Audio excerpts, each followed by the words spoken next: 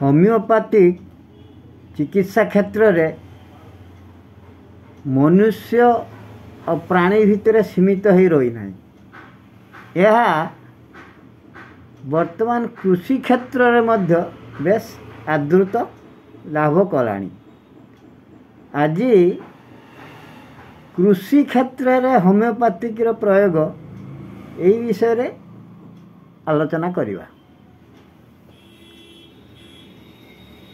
चाषी सुंदर सज पनपरिबा अमल पाई विभिन्न प्रकार फंगिसाइड, पेस्टिसाइड, इनसेक्टिसाइड भली भयानक और मारात्मक रसायन द्रव्यर व्यवहार करुछि, जहाकू खाइबा द्वारा मनुष्य विभिन्न रोग और शारीरिक समस्या रे पड़ुछि।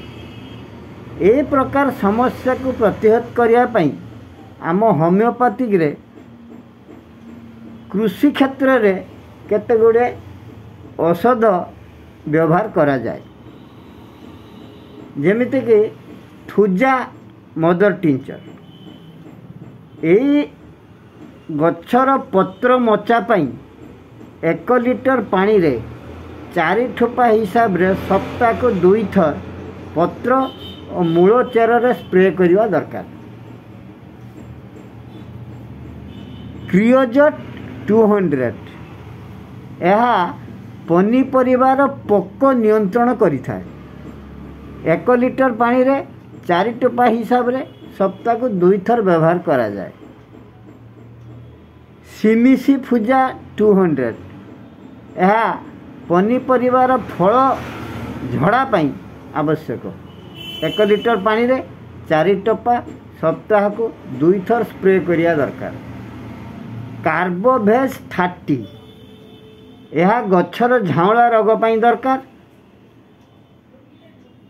यह को 1 लिटर पानी रे 4 टोपा हिसाब रे दैनिक मूल और पत्र रे स्प्रे कले गच्छ 4 दिन भितर पुनर्जीवित हेबो।